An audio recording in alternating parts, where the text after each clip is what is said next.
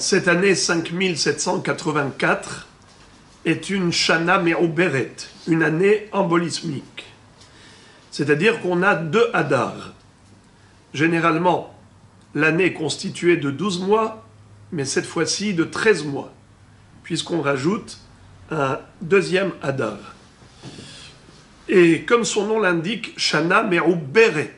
Comment on appelle une femme enceinte? Me'uberet. C'est-à-dire qu'elle a un gros ventre, elle a une excroissance. La même chose, l'année a un mois de plus, un deuxième Hadar. Quelle est la raison pour laquelle on rajoute ce qu'on appelle Hadar Sheni? On a Hadar Rishon et Hadar Sheni. Pourquoi rajoute-t-on à chaque quelques années un deuxième Hadar? Alors, dans la Gemara, il y a 3 raisons qui ont été données. La plus célèbre, c'est Shamor et Chodesh Ha'aviv. La Torah, dans Parashat Bo, elle nous dit Shamor et Chodesh Ha'aviv. Qu'est-ce que ça veut dire? Observe le mois du printemps. Am Israël est sorti d'Égypte au mois de Nissan. Nissan, c'est le printemps, c'est Aviv. Shamor et Chodesh Ha'aviv. Mais qu'est-ce que ça veut dire? Garde le mois du printemps, ça veut dire quoi? Eh bien, en fait, c'est que Pessah, qui est la fête de la sortie d'Égypte, tombe toujours au mois du Aviv, pendant la saison du printemps. Or, nous le savons que toutes les fêtes juives, Pessah, Shavuot, Sukkot, Rosh Hashanah, Kippour, n'est-ce pas? Ce sont des dates qui sont fixées par rapport au mois. Par exemple, le 15 Tishri, Rosh Hashanah 1er Tishri, Kippour 10 Tishrei, Sukkot 15 Tishrei, Pessah 15 Nissan. Donc on parle des mois de l'année, n'est-ce pas? L'année, donc, est constituée de 12 mois. Ça s'appelle une année lunaire, car chaque mois est lunaire. Chez nous, en Israël, le mois s'appelle Chodesh. Pourquoi il s'appelle Chodesh? Parce qu'il est Hadash. Il se renouvelle chaque mois. En fait, c'est la lune qui se renouvelle. La lune, elle apparaît, elle progresse jusqu'au 15e jour où c'est la pleine lune. Ensuite, elle régresse jusqu'à disparaître totalement. Et ensuite, elle réapparaît, ce qu'on appelle le Molad Alevana, la néoménie. Combien de temps dure le parcours lunaire? Exactement 29 jours, 12 heures et 793 halakim d'une heure. Une heure est constituée de 1080 halakim. Pourquoi les hachamim n'ont pas réparti l'heure en 3600 secondes? Pourquoi on parle de 1080 halakim? Parce que c'est un chiffre qui est divisible. Tu peux le diviser plusieurs fois. Donc 793 halakim d'une heure. Je répète, la lune, depuis le molad, depuis le moment où elle apparaît, elle progresse 15 jours, elle régresse 15 jours. En fait, c'est pas exactement 15 jours. C'est 29 jours et 12 heures et 793 halakim d'une heure. Alors, la Torah nous dit que les mois doivent être constitués de jours et non pas d'heures.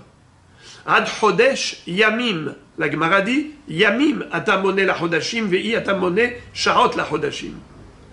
Tu dois compter des jours et non pas des heures.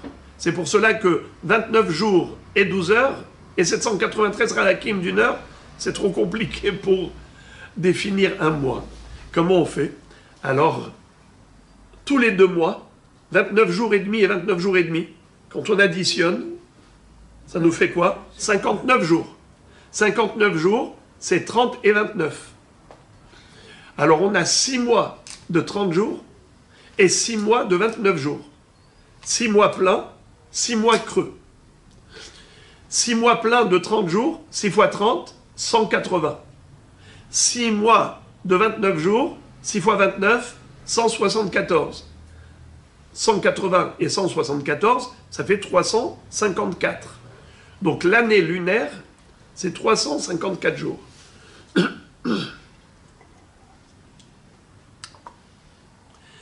Mais, étant donné que les saisons, elles, ne sont pas relatives au circuit lunaire, elles sont relatives à l'année solaire. Car les saisons, elles durent combien de temps? 91 jours et 7h30. Comme on fait le calcul, eh bien c'est que l'année solaire est de 365 jours et 6 heures. Divisé par 4. Alors 360 divisé par 4, ça fait 90 jours. Il reste encore 5 jours et 6 heures. On va prendre 4 jours. Divisé par 4, ça fait 1. 91 jours. Il nous reste combien? 24 heures et 6 heures, ça fait 30 heures. 30 heures divisé par 4, 7h30. Donc chaque saison, printemps, été, automne, hiver, chaque saison, elle est de combien? 91 jours et 7h30. C'est-à-dire l'année solaire divisée par 4. Ça nous fait les 4 saisons. Stav, Horef, Aviv, Kaïtz. C'est ça les 4 saisons. Quand la Torah te dit Shamor et Chodesh Aviv, observe le mois du printemps. C'est-à-dire, tu dois faire en sorte que Pessah tombe toujours au printemps. Mais si Pessah c'est le 15 Nissan, ça veut dire que c'est relatif à la lune. Or, le printemps, c'est une saison qui est relative au soleil.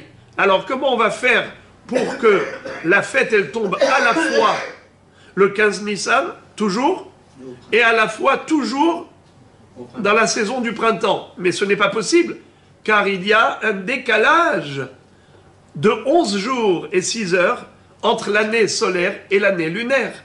L'année lunaire, elle est de 354 jours, l'année solaire de 365 et 6 heures, ça fait 11 jours et 6 heures d'écart. Alors, comment tu vas faire pour que ce soit toujours comme ça?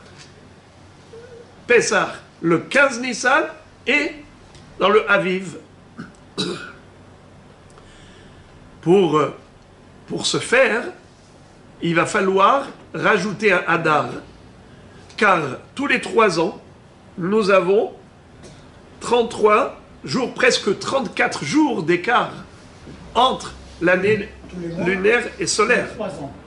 Tous les 3 ans. Qu'est-ce que j'ai dit? Tous les mois, 34 jours. Non, parce que en une année, la différence, elle est 365 moins 354. Donc la différence entre l'année solaire et l'année lunaire, elle est de 11 jours. Donc tous les 3 ans, la différence entre lunaire et solaire, c'est 33 jours d'écart. Ce qui fait que la saison, elle s'éloigne de la fête. La fête s'éloigne de la saison.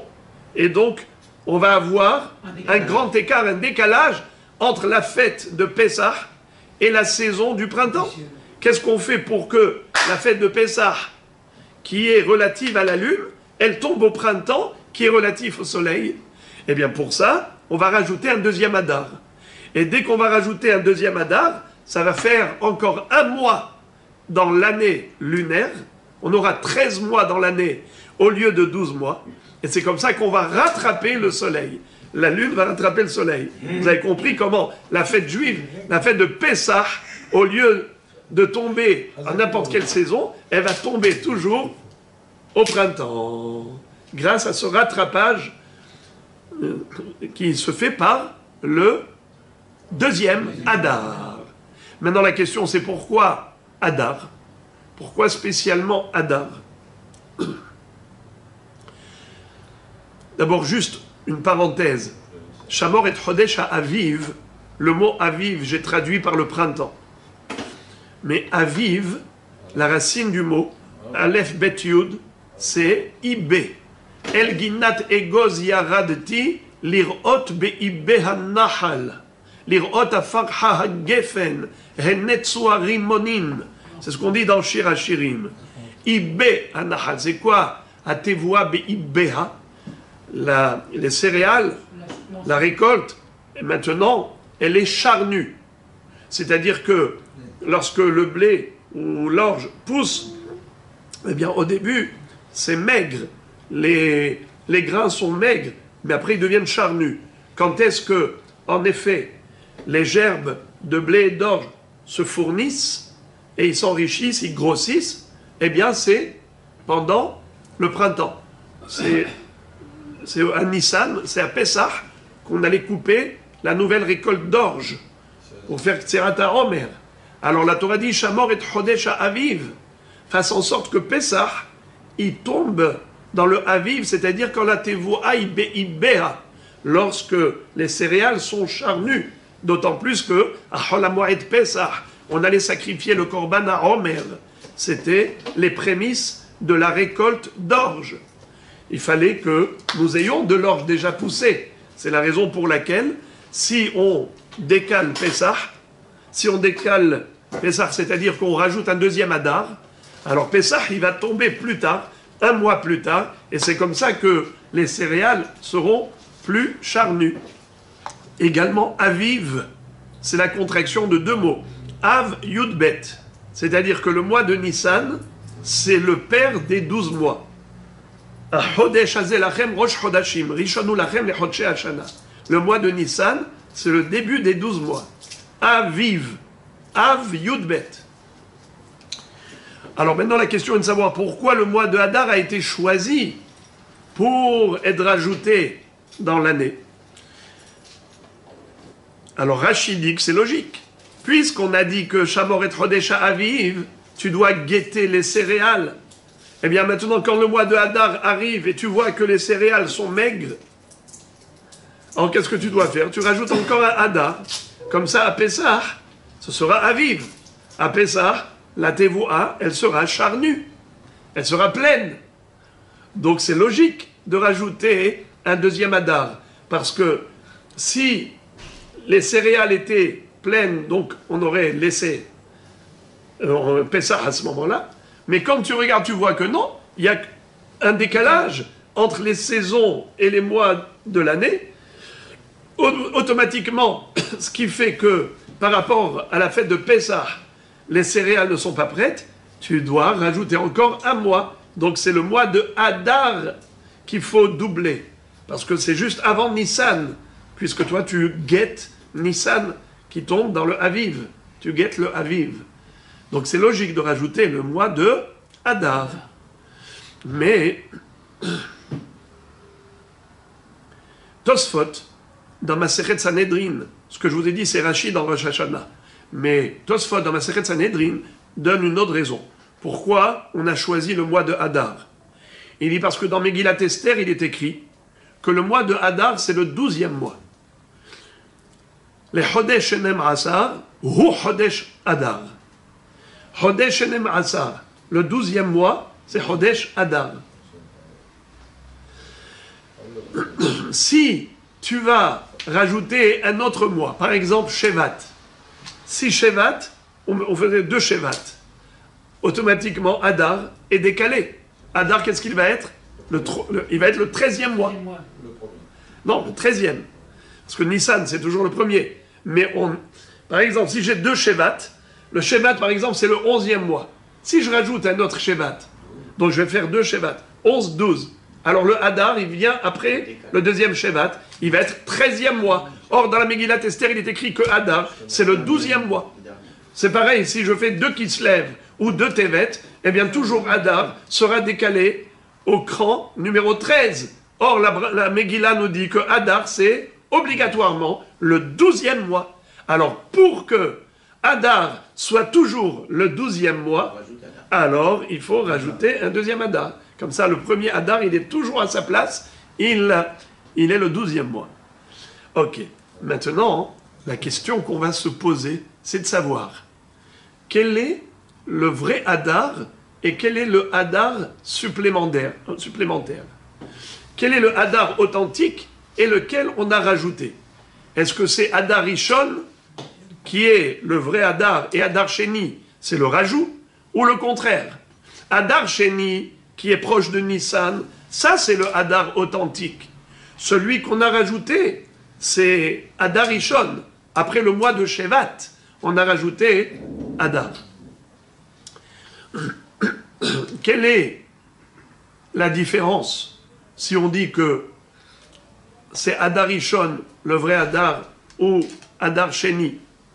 Alors par exemple, pour la Azkara. Quelqu'un qui a perdu son père ou sa mère au mois de Hadar. Alors il doit faire la Azkara quand? Premier Hadar. Le Kaddish, le Ta'anit, premier Hadar ou deuxième Hadar. Par exemple, son père est niftar dans une année Pshuta. Il y avait un seul Hadar.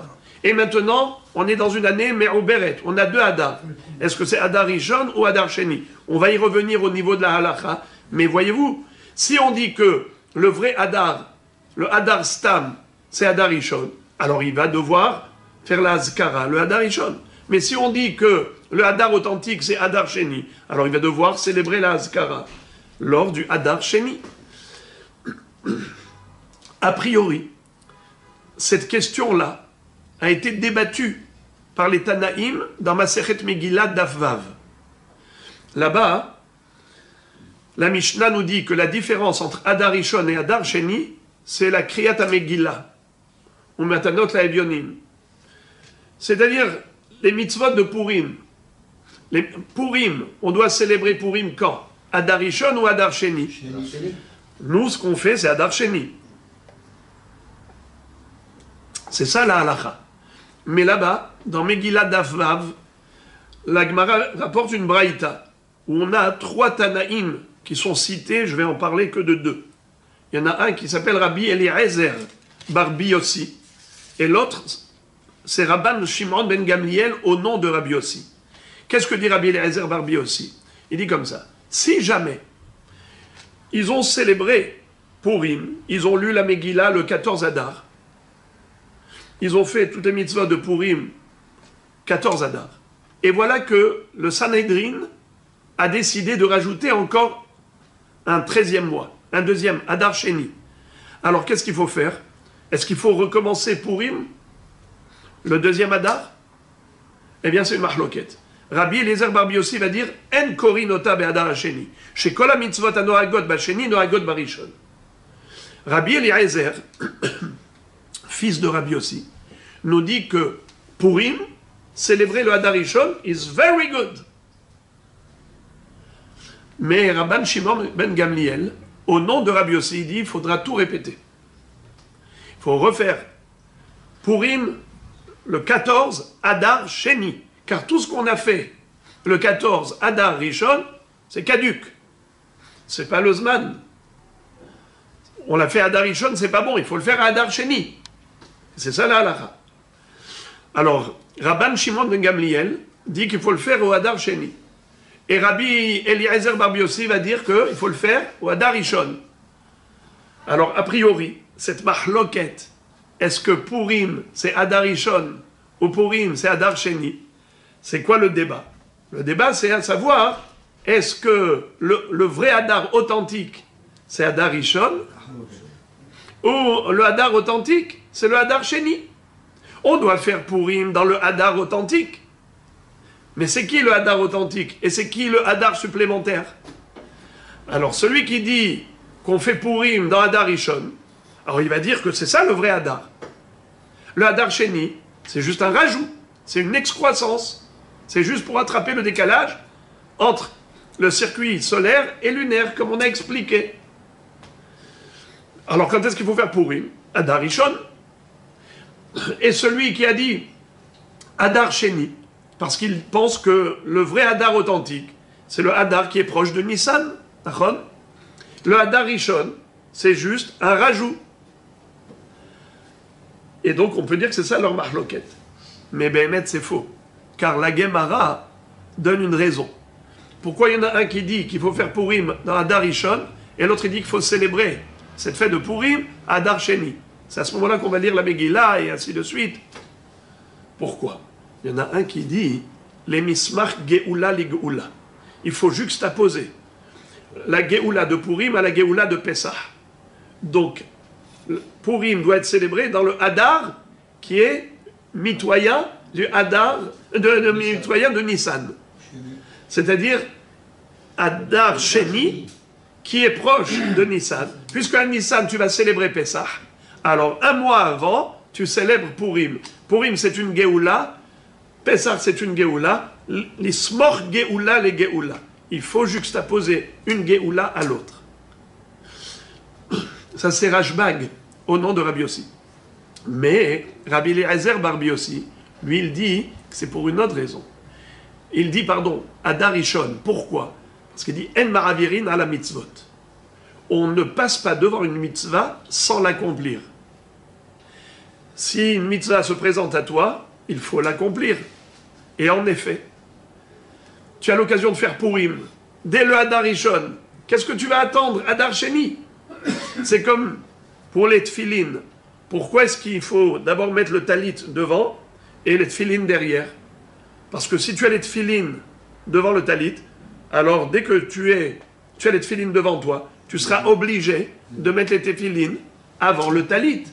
Parce que nous avons une règle. En ma'avirin à la mitzvot. On ne passe pas devant les mitzvot sans les faire. C'est pour cela qu'on met le talit. Pourquoi on met le talit et ensuite les tefilines? Ma'alin ba kodesh ve'en moridin. On monte dans la kedusha, on ne descend pas. Comme la kedusha des tefilines est supérieure à la kedusha du talit, alors on va progressivement de bas en haut. D'abord on met le talit et ensuite les tefilines qui sont encore plus kadosh. Mais si tu mets les tefilines devant, alors tu n'as pas le droit de passer devant les tefilines sans les mettre. Tu vas devoir mettre les tefilines avant le talit. C'est pour cela qu'on s'organise pour ne pas se retrouver confronté à ce problème de En Ma'avirin à la mitzvot. C'est pour cette même raison qu'il dit qu'il faut célébrer Purim dans Adar Rishon. Parce que tu ne vas pas attendre Adar Sheni. En Ma'avirin à la mitzvot. On ne retarde pas les mitzvot. Tu ne passes pas devant Adar Rishon sans faire Purim pour attendre Adar Sheni. Donc, c'est a priori pour ces raisons. C'est-à-dire que leur mahloket n'est pas basée sur la question précédente. Est-ce que le vrai Hadar, c'est Hadar Rishon, ou le vrai Hadar, c'est Hadar Sheni? C'est pas ça leur débat. Leur débat, il est basé juste sur ces deux notions-là. En ma'avirin à la mitzvot, ou bien l'ismor geoula les geoula. Donc, on n'est pas sorti de l'auberge. On n'a toujours pas trouvé une réponse à notre question, à savoir qu'est-ce qui est le vrai Hadar. Est-ce que c'est le Hadar Rishon ou le Hadar Sheni? A priori, ce serait une mahloket entre Rabbi Yehuda et Rabbi Meir dans Masechet Nedarim Daf Samer Gimel. Là-bas, on parle de quelqu'un qui a fait un neder, qui a dit, par exemple, je prends sur moi un engagement de m'abstenir de telle chose. Par exemple, quelqu'un qui est alcoolique et il ne veut plus boire d'alcool, il veut se désintoxiquer. Ou quelqu'un qui malheureusement est tombé dans la drogue, il veut se désintoxiquer. Ou la cigarette, il veut se désintoxiquer. Qu'est-ce qu'il dit?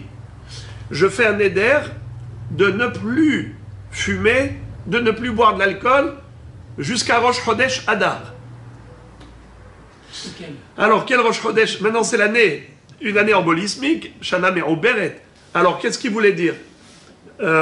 Rosh Chodesh Adar Rishon ou Rosh Chodesh Adar Sheni? C'est-à-dire, jusqu'à quand il a le droit de... Il n'a pas le droit de prendre de l'alcool. Jusqu'à quand il n'a pas le droit de fumer? Jusqu'à Rosh Chodesh Adar Rishon ou bien Rosh Chodesh Adar Sheni? Eh bien, c'est une mahloket. Rabbi Meir va dire que Adar Sheni, c'est ça le Stam Adar. Adar Rishon, c'est juste un rajout. À propos de quoi il dit ça? À propos des shtarot. Lorsque quelqu'un écrit un shtar ou une ketouba, comment il faut écrire? Dans Adar Rishon, il écrit Adar Rishon, et dans Adar Sheni, il écrit Adar Stam, ou l'inverse. Adar Rishon, il écrit Adar, juste Adar, et dans Adar Sheni, il écrit Adar Sheni. Alors c'est la marloquette. Selon Rabbi Meir, dans le Adar Rishon, il doit écrire Adar Rishon. Mais le Adar Sheni, il n'a pas besoin d'écrire Adar Sheni, il écrit Adar. Rabbi Yehuda dit le contraire. Adar Rishon, il n'a pas besoin d'écrire Adar Rishon, il écrit Adar Stam. Adar Sheni, c'est là qu'il doit écrire Adar Sheni. Alors la Gemara veut dire que ça dépend de la mahloket entre Rabbi Meir et Rabbi Yehuda. Pour Rabbi Meir, c'est quoi le Adar Stam? C'est Adar Sheni. Pour Rabbi Yehuda, c'est quoi le Adar Stam? C'est Adar Rishon. Alors jusqu'à quand ce monsieur doit s'interdire l'alcool ou fumer la cigarette? Jusqu'à quand? Puisqu'il a dit jusqu'à Rosh Chodesh Adar. Il a dit Adar Stam. Il a dit jusqu'à Rosh Chodesh Adar. Alors c'est quoi le Adar Stam? Le Adar authentique? C'est le premier ou le deuxième? Selon Rabbi Yehuda, c'est le premier. Selon Rabbi Meir, c'est le deuxième. Donc, pour Rabbi Yehuda, il va pouvoir commencer à boire de l'alcool depuis Rosh Chodesh Adar Rishon. Mais pour Rabbi Meir, il va devoir attendre jusqu'à Rosh Chodesh Adar Sheni. Puisqu'il a dit Rosh Chodesh Adar Stam, alors c'est quand le Adar Stam, le Adar authentique? Pour Rabbi Meir, c'est le deuxième, pour Rabbi Yehuda, c'est le premier. Donc apparemment, c'est leur mahloket. Eh bien, figurez-vous que d'après l'explication du Ran, Rabbeinu Nissim, l'un des Rishonim, c'est faux. Parce que lui, il explique que à propos des Nedarim et à propos des shtarot, la date qu'on écrit sur les documents, eh bien, c'est par rapport au Lachon Bene Adam. C'est par rapport au vocabulaire vulgarisé. Quel est le Lachon Bene Adam? Comment les gens s'expriment? C'est ça qui définit le Lachon du Neder. Quand quelqu'un fait un Neder, et il emploie un langage, alors il faut se référer au sens des mots par rapport à ce que les gens emploient comme langage. Alors la mahloket ici, entre Rabbi Meir et Rabbi Yehuda, la mahloket, elle repose sur quoi? À savoir comment les gens s'expriment. Quand ils disent Adar Stam, à quoi ils pensent? Rabbi Meir dit Adar Stam, c'est Adar Sheni. Rabbi Yehuda dit, quand les gens disent Adar, à quoi ils pensent? Ils pensent à Adar Rishon. C'est-à-dire que ce n'est pas une question de base, ce n'est pas une question de Adar dans l'absolu. Est-ce que dans l'absolu, c'est Adar Rishon qui est le vrai Adar, ou dans l'absolu, c'est Adar Sheni qui est le vrai Adar? C'est pas ça leur débat. Leur débat, il est de savoir quel est le sens du vocabulaire. Quand un homme dit « je prends sur moi de m'abstenir de prendre de l'alcool ou de fumer une cigarette jusqu'à Rosh Chodesh Adar », à quoi il pense? Est-ce qu'il pense jusqu'à Rosh Chodesh Adar Rishon ou il pense à Adar Sheni? Pareil, quand il écrit un shtar, je te prête de l'argent mais tu me rembourses Rosh Chodesh Adar. Est-ce que sa kavana c'était Rosh Chodesh Adar Rishon ou Adar Sheni? Ça c'est une question de Lachon Bene Adam. À quoi? Comment les gens emploient le vocabulaire? Est-ce que dans leur vocabulaire c'est le Adar Rishon qui est le Adar Stam, ou dans le vocabulaire généralisé c'est le Adar Sheni qui est le Adar Stam? Donc c'est plus par rapport au Lachon Bene Adam. Mais on n'a toujours pas de réponse par rapport à l'absolu. Est-ce que dans l'absolu, c'est Adar Rishon qui est Adar Stam ou Adar Sheni? Quel est le vrai Adar authentique? Eh bien, Moraï Verabotaï, figurez-vous que dans le Yerushalmi, le Talmud de Jérusalem, puisqu'on a le Talmud Bavli, Talmud Yerushalmi, dans le Yerushalmi, il est écrit que la mahloket entre les Tanaïm, à savoir, est-ce qu'on doit célébrer Purim, Adar Rishon ou Adar Sheni, la mahloket, elle est justement celle-là. Quel est le vrai Adar? Est-ce que c'est Adar Rishon ou Adar Sheni? Celui qui dit qu'on célèbre Purim dans Adar Rishon, c'est là qu'on lit la Megillah, parce que c'est ça le vrai Adar. Le deuxième Adar, c'est juste un rajout. Et l'autre dit le contraire. Le vrai Adar, c'est Adar Sheni, qui est proche de Nissan. Celui qui est proche de Shevat, c'est juste un supplément. Donc, le Yerushalmi n'explique pas la mahloket entre Rashbag et Rabbi Eliezer Bar Yossi, à savoir, est-ce qu'il faut juxtaposer l'ismoch geoula les geoula, ou bien une ma'avirin à la mitzvot. C'est pas comme ça que le Yerushalmi a expliqué. Yerushalmi a expliqué différemment. Il dit que leur débat, il est basé sur cette question. Est-ce que dans l'absolu, le vrai Hadar authentique, c'est le premier ou le deuxième? Celui qui dit qu'on célèbre Purim dans le premier Hadar, parce que c'est ça, le vrai Hadar. L'autre, ce n'est qu'un rajout. Celui qui dit qu'on célèbre Purim, Hadar Sheni, parce qu'il dit c'est ça le vrai Hadar. Le premier, c'est juste un rajout. Alors, en effet, selon le Yerushalmi, c'est une mahloket Tanaïm. C'est ça la mahloket. Par rapport à ces mitzvot, quand est-ce qu'il faut les accomplir? Étonnamment, au niveau de la bar mitzvah, on va voir qu'il y a comme une stira au niveau du Rama. D'abord, la fameuse devinette qui est très belle, à savoir comment est-ce possible qu'un enfant qui est né après l'autre, il va faire la bar mitzvah avant l'autre. Vous connaissez cette halakha dans le Shulchan Aruch, Siman Nun He. Imaginons un enfant qui est né dans une année où il y avait 2 Hadar. Le premier est né le 20 Hadar Rishon. Le deuxième enfant du voisin est né 20 jours après, le 10 Hadar Sheni. Et figurez-vous que 13 ans plus tard, il se retrouve dans une année Pshuta, une année où il n'y a qu'un seul Hadar. Celui qui est né le 10 Hadar Sheni et l'autre qui est né le 20 Hadar Rishon, les deux ils vont faire la bar mitzvah quand? L'un le 10, l'autre le 20. L'enfant qui est plus âgé, qui est né le 20 Hadar Rishon, il va faire sa bar mitzvah le 20 Hadar. Celui qui est né le 10 Hadar Sheni, il va faire la bar mitzvah le 10 Hadar. Donc le plus jeune va faire la bar mitzvah avant le plus âgé. Vous vous rappelez? Parce qu'ils sont nés dans une shana pshuta et ils vont faire la bar mitzvah dans une shana me'oberet. Mais quel est le din maintenant si c'est l'inverse? L'inverse. Les deux sont nés dans une année pshuta. Il y avait un seul Hadar. Et ensuite, ils vont célébrer leur bar mitzvah 13 ans plus tard, dans une année me'oberet, où il y a 2 Hadar.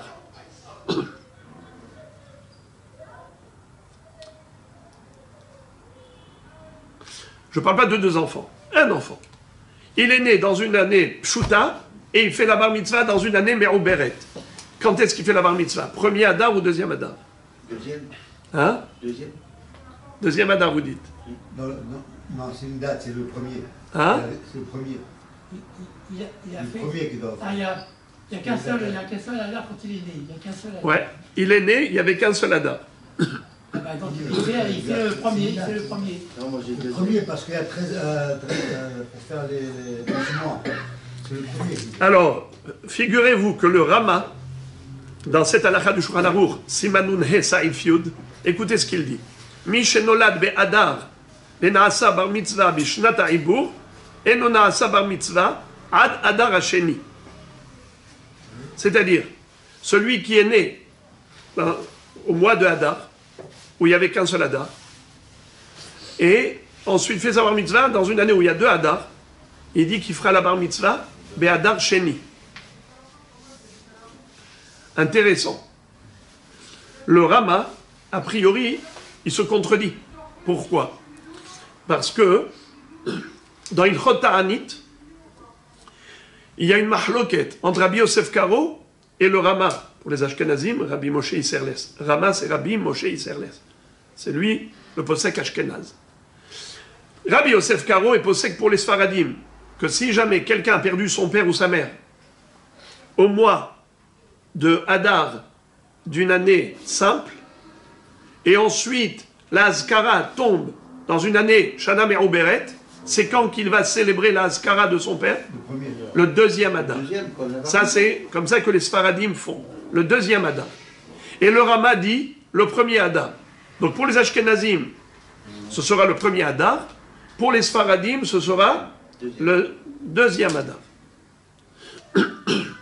Alors on a compris que le Rama a été posek comme celui qui dit que c'est Hadar Rishon, Hadar Stam, c'est-à-dire Rabbi Yehuda. Et le Shulchan Aruch a été posek Hadar Sheni, comme Rabbi Meir. Mahon. C'est-à-dire, déjà on a dit que Rabbi Meir et Rabbi Yehuda, leur marloquette n'était pas là-dessus, mais puisqu'on a dit que c'est la Shon Bene Adam. Mais en tout cas, le Shulchan Aruch te dit que le Hadar Stam, c'est Hadar Sheni. C'est à ce moment-là qu'il faudra célébrer la Haskara de son père, qui est Niftar Adar d'une Shana Pshuta.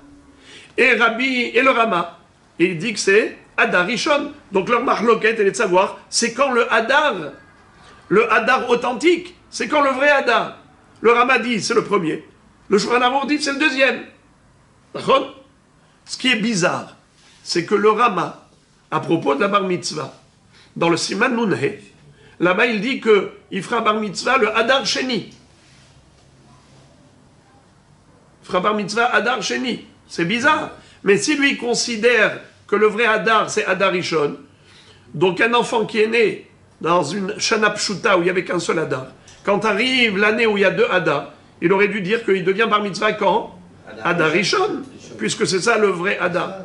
C'est bizarre. Il se contredit. Il se contredit.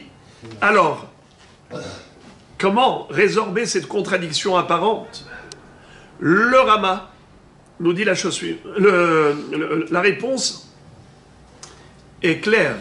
C'est qu'en fait, il y a une différence entre la date de l'Azkara, qui est la date absolue, et Bar Mitzvah. Bar Mitzvah, c'est quoi? C'est 13 ans après la naissance. C'est-à-dire, tu dois compter 13 années depuis la naissance. La fin des 13 ans, c'est à la fin de l'année. C'est le premier jour de la 14e année. 13 ans et un jour. Ça veut dire qu'il faut 13 ans révolus. Pour que les 13 années soient révolues, imaginons que la 13e année, c'est une année où il y a 13 mois, une année où il y a un deuxième Hadar, alors il faut attendre la fin de l'année. Pour que la 13e année soit révolue, tu es obligé d'attendre Hadar Sheni. Quand il s'agit de célébrer une date pour l'Azkara qui correspond au jour du décès, alors il est décédé quand? Hadar. Hadar d'une année simple, où il n'y avait qu'un seul Hadar. Maintenant, dans une année où il y a deux Hadar, tu cherches quel est le Hadar qui correspond au Hadar de l'année simple.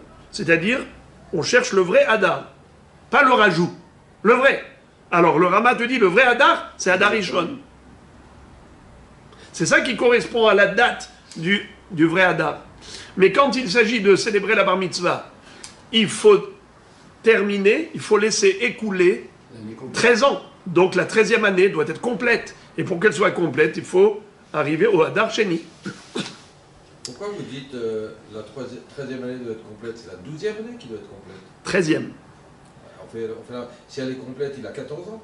Toujours. La bar mitzvah, c'est toujours 4. C'est le premier jour de la 14e année.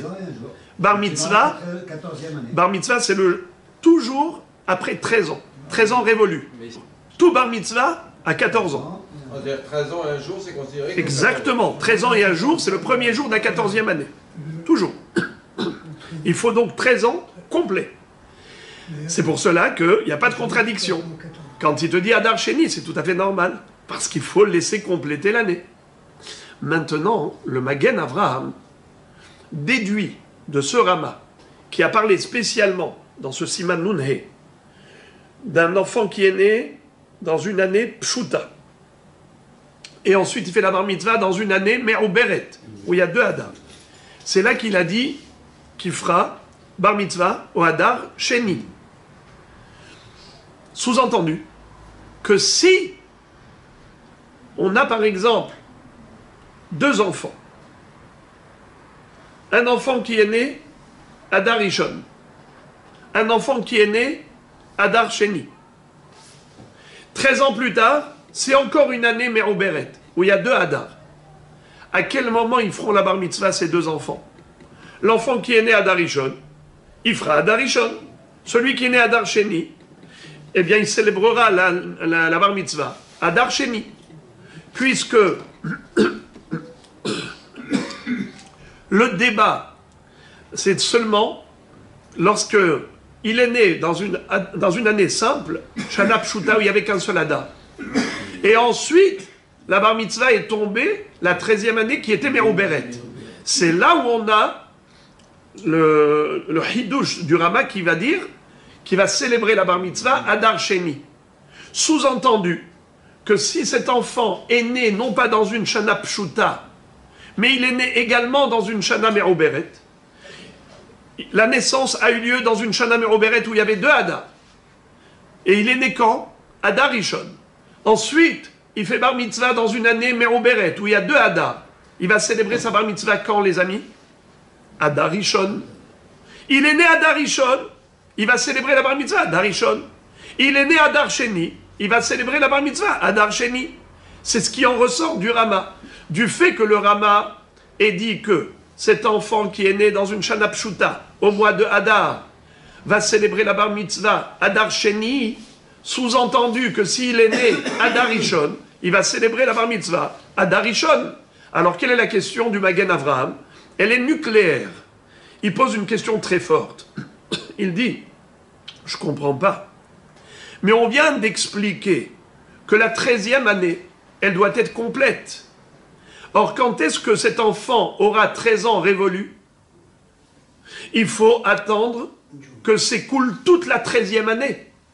Et qu'on arrive à 13 ans et un jour, le premier jour de la 14e année. Donc, obligatoirement, il faut attendre Hadar Sheni. Alors, comment le Rama laisse sous-entendre qu'un enfant pareil, qui est né Hadar Rishon, et la 13e année, c'est une Shana Merouberet, il va célébrer sa bar mitzvah Hadar Rishon. Ma pitom! Mais il faut attendre Hadar Sheni dans tous les cas de figure. Qu'est-ce que ça change s'il est né Beshana Pshuta ou il est né Beshana Merouberet? Mais la bar mitzvah, il faut attendre 13 ans et un jour, donc il faut 13 années révolues. Donc ça doit toujours être Hadar Sheni. Et c'est comme ça qu'il est possèque. Ainsi, il tranche la halacha. Le Magen Avraham dit que cet enfant deviendra bar mitzvah Hadar Sheni dans tous les cas de figure. Qu'il soit né dans Shana Pshuta, Hadar, ou Shana Merouberet, Hadar Rishon ou Hadar Sheni, l'homme est chané. Il faut attendre Hadar Sheni. Behemet, les Aharonim, les décisionnaires halakha des dernières générations, eh bien, eux disent que c'est faux. Celui qui est né Hadar Rishon, il va célébrer sa bar mitzvah Hadar Rishon. Celui qui est Hadar Sheni, Hadar Sheni. Et pas comme a dit le Magen Avraham, que dans tous les cas de figure, il faut attendre Hadar Sheni. Et comment ça se fait? Pourtant, sa question est forte. Il a raison. Il faut attendre que la 13e année soit complète. Comment on peut dire autrement? Le gendre du Staipeler, qui était le beau-frère de Rabbi Chaim Kanievski Zatzal, s'appelait Rabbi Shaul Barzam. Lui, il a expliqué très joliment la raison du Rama. Comment se fait-il que le Rama dirait que celui qui est né à Hadar Rishon, il fera la bar mitzvah Hadar Rishon, celui qui est né à Hadar Sheni, il fera la bar mitzvah Hadar Sheni. Mais le Magen Avraham, a priori, a raison de dire qu'il faut attendre la fin de l'année. La réponse, c'est que, là encore, quelle est la définition de bar mitzvah? Est-ce que bar mitzvah, c'est à l'issue de 13 ans? Ou bar mitzvah, c'est le 13e anniversaire? Un enfant, quand il arrive au 13e anniversaire, quand il va célébrer son premier anniversaire, l'anniversaire d'1 an, ça veut dire que le jour de sa naissance, il est arrivé au jour de sa naissance, pour la première fois. C'est le premier anniversaire. Ensuite, deuxième anniversaire, c'est quand il arrive au jour de sa naissance, pour la deuxième fois. Quand il arrive au jour de sa naissance pour la 13e fois, ça s'appelle qu'il a 13 ans. 13 ans, comment on définit les années par rapport à l'anniversaire? Eh bien, c'est lorsqu'on arrive pour la 13e fois au jour de sa naissance. Alors, le Rama te dit, c'est quand le jour de la naissance? Eh bien, c'est Hadar Rishon. Il est né Hadar Rishon. Donc, il va célébrer sa bar mitzvah Hadar Rishon, car c'est le 13e anniversaire depuis sa naissance. Mais le Magen Avraham dit, c'est pas ça la définition de bar mitzvah. La définition de bar mitzvah, c'est des années absolues. Pas des années relatives à sa naissance. C'est des années absolues. Donc il faut 13 ans réels. Donc 13 ans révolus, il faut d'abord que la 13e année soit complète et ensuite il rentre dans le premier jour de sa 14e année. Là, il devient bar mitzvah. Donc c'est là la mahloket entre le Magen Avraham et le Rama. En tout cas, pour les Sfaradim, c'est comme ça que Yalkut Yosef est Posek. Il dit que lorsque, comme a dit le Shulchan Aruch, Rabbi Yosef Karo, quelqu'un qui est décédé dans une année simple où il n'y avait qu'un seul Hadar, et maintenant, il faut faire la Hazkara dans une année Merouberet où il y a 2 Hadar, il faut attendre le Hadar Sheni. C'est à ce moment-là qu'on fait le Kaddish, le Ta'anit, et ainsi de suite, la Hazkara. Pour les Ashkenazim, qui suivent le Rama, alors eux vont faire Hadar Rishon. D'accord ? Ça, c'est par rapport à la Hazkara. Mais par rapport... Ça, c'est quand il est né... Pardon. Quand il est décédé, Hadar de Shana Pshuta. Mais si il est décédé dans une Shana Merouberet, même pour les Sfaradim, celui qui est décédé à Darishon, eh bien, il va célébrer la Hazkara à Darishon. S'il est décédé à Dar Sheni, il va célébrer la Hazkara à Dar Sheni. Ça, c'est même pour les Sfaradim. Vous entendez? D'accord? La mahloket entre le Mechaber et le Rama, ce n'est que si le décès a eu lieu dans une Shana Pshuta. Mais si le décès a eu lieu dans une Shana Merouberet, et ensuite on se retrouve l'année suivante, dans une Shana, quelques années après, dans une Shana Merouberet, eh bien, il faudra respecter, en effet, la date de décès. Si c'était Adar Rishon, Adar Sheni, Adar Sheni. Donc pour Bochim Tiyu. Moshe Rabbeinu, on fera le... Moshe Rabbeinu également, ça a été un débat, mais d'après ce qu'on vient d'étudier maintenant, la tendance, c'est Adar Sheni. Adar Sheni, c'est à ce moment-là qu'on célèbre le Shivra Be'Adar. Mais je vais quand même vous dire que le Rama lui-même a dit que celui qui veut être Mahmir, eh bien, qu'il fasse les 2 dates. Adar Rishon et Adar Sheni.